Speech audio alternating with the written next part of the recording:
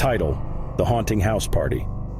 I'd always considered myself a bit of a thrill seeker, a lover of all things spooky and unsettling. So when Halloween rolled around, I couldn't resist the opportunity to throw the ultimate house party in a place that oozed history and mystery: the old Sinclair Mansion. The mansion stood tall and imposing at the edge of town, its faded elegance lending an air of eerie charm to its decaying facade. It had been vacant for years, a victim of its ominous reputation. Stories circulated about strange occurrences, whispers of ghostly apparitions that roamed its halls, and the chilling tale of the Sinclair family's mysterious disappearance. With an unwavering enthusiasm, I planned the most epic Halloween bash that our small town had ever seen. The mansion's peeling wallpaper, creaking floors, and antique furnishings only added to the ambiance. Invitations went out, and as the sun dipped below the horizon on that fateful night, guests arrived in their best costumes, excited and eager. The moment the doors of the mansion swung open, an electric chill danced down my spine. The air inside was heavy with a sense of foreboding, but I brushed it off as mere theatrics. The main hall was transformed into a dance floor, adorned with dimly flickering candles that cast eerie shadows on the walls. A sense of anticipation hung in the air, mingling with the faint scent of mustiness. As the night progressed, laughter and music echoed through the mansion. People danced, joked, and enjoyed themselves, oblivious to the growing unease that I could not shake. The atmosphere, while festive, was tinged with something off. Perhaps it was just my imagination running wild in the midst of the Halloween excitement. Then things took a turn for the peculiar. Guests began to whisper about seeing shadowy figures out of the corner of their eyes, disappearing as soon as they turned to face them. Some reported that their reflections in the antique mirrors seemed to linger for a second too long, their smiles turning into eerie grins. I laughed it off as the effects of the dim lighting and overactive imaginations. As the clock struck midnight, I decided it was time to crank up the thrill factor. Guiding a group of brave souls, I led them on a haunted tour of the mansion. We ventured down dimly lit corridors, past dusty furniture, and up a grand staircase that seemed to groan under our weight. I relished in their nervous laughter and the shivers that ran down their spines. But then, as we reached the top floor, an icy gust of wind swept through the hallway, extinguishing our flashlights. Panic flared within me as I fumbled for my phone, the darkness swallowing us whole. Whispers echoed around us, indistinct but unmistakably present. A cold hand seemed to brush against my cheek, and I shrieked, scrambling to find the light. When the beams of our flashlights cut through the darkness, the hallway was empty. I nervously laughed it off, chalking it up to a perfectly timed gust of wind. The others were less convinced, their faces pale and eyes wide. The excitement that had filled the mansion earlier had given way to something different: genuine fear. As the night wore on, more unsettling events unfolded. Objects moved on their own accord, doors slammed shut without a hint of wind, and whispers grew louder, almost taunting. Despite my own fear, I tried to play it cool, insisting to my friends that it was all just part of the elaborate haunted house experience I had planned. But then, the walls themselves seemed to breathe. They pulsed and throbbed with a rhythm that was out of sync with the music. The air grew colder, and the dancing crowd huddled together for warmth, their laughter now strained. It was as if the very house was alive, aware of our presence and reveling in our discomfort. As the night drew to a close, I could no longer deny the chilling reality that had taken hold. The mansion, once a backdrop for harmless thrills, had transformed into something far more sinister. I thanked my guests for coming, promising that we'd all laugh about the events of the night once the sun rose. But their eyes told a different story, a mixture of fear, disbelief, and a hint of anger. As I locked the mansion's doors behind the last departing guest, a whispered voice echoed in my ear. "You've awakened us." I turned around, heart pounding, but the hallway was empty. The voice had sounded distant, ethereal, like a long-forgotten memory. In the silence that followed, I couldn't escape the feeling that I had unleashed something beyond my control. The old Sinclair Mansion, with its history of tragedy and mystery, had come alive that night in ways I could never have anticipated. The thrill-seeker in me had yearned for an unforgettable experience, but what I had encountered was beyond even my darkest imaginings. To this day, I'm haunted by the events of that Halloween night. The mansion, with its secrets and restless spirits, remains a place of terror in my memories. I've learned the hard way that some thrills are best left unexplored, and that not all stories are meant to be told.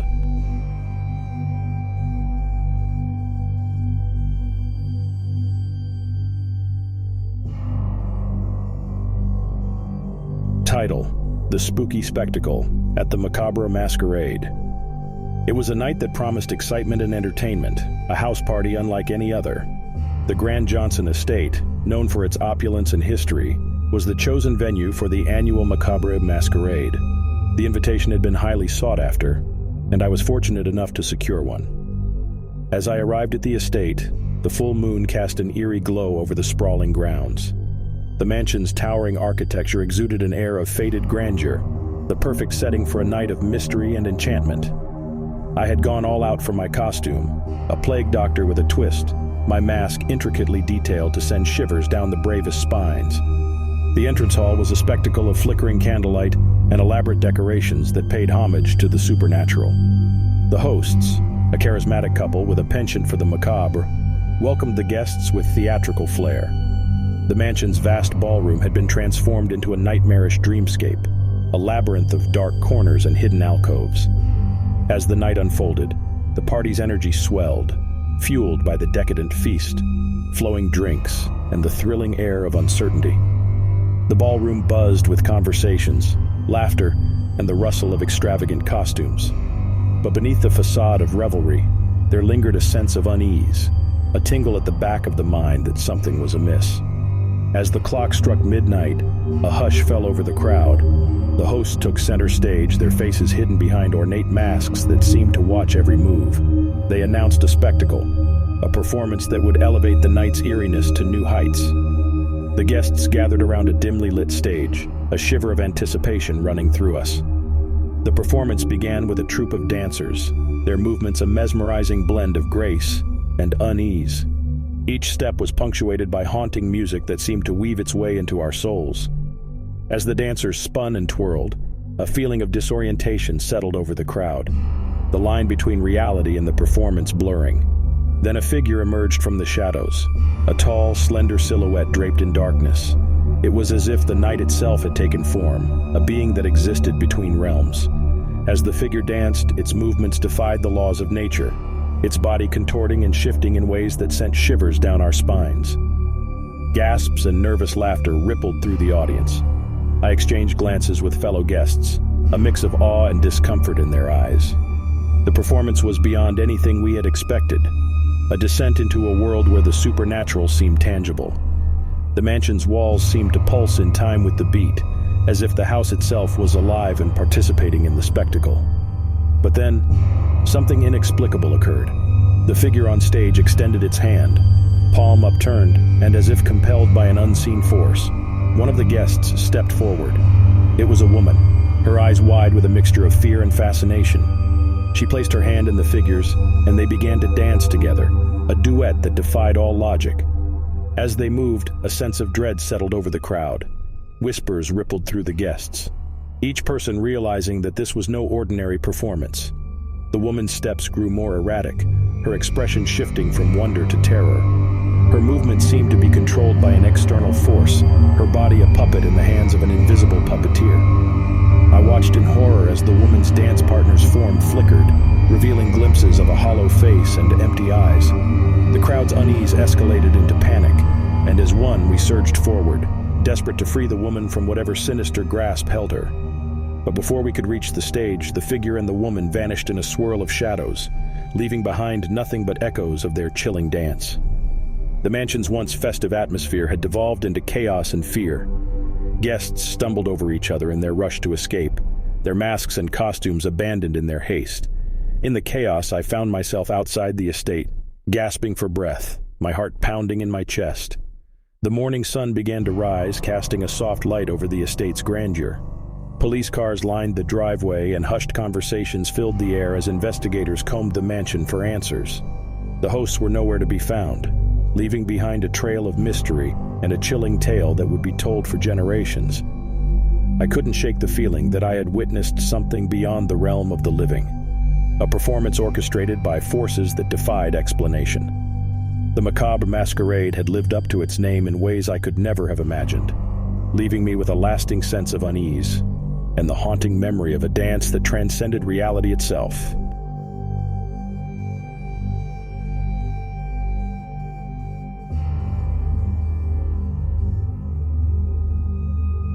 Title: The House Party Nightmare. It was a stormy October night when my friends and I decided to host a house party at the old abandoned mansion on the outskirts of town. The mansion had always intrigued us with its dark history and rumored hauntings. With Halloween approaching, we figured it was the perfect opportunity for a thrilling adventure. As we entered the mansion, the air grew cold and heavy, and the creaking floorboards beneath our feet seemed to echo with a haunting melody. We set up the party in the grand ballroom, the flickering candlelight casting eerie shadows on the cracked walls. The atmosphere was charged with excitement and a hint of unease. Costumed guests arrived, laughter and music filling the once silent mansion.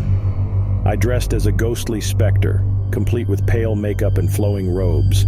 But as the night progressed, the line between our costumes and the real supernatural began to blur. A mysterious mist began to seep through the cracks in the walls, swirling around the partygoers. At first, we dismissed it as a smoke machine malfunction, but its unnatural movements and bone-chilling coldness told a different story. Nervous chuckles turned into hushed whispers as the mist coalesced into vague shapes that seemed to beckon from the shadows. Trying to keep the party going, we turned up the music and encouraged everyone to dance. But the atmosphere grew tenser, as if an invisible presence watched our every move. The flickering candles cast sinister shadows that danced along the walls, and the once excited chatter turned into uneasy murmurs. Then the lights flickered and went out, plunging the room into darkness.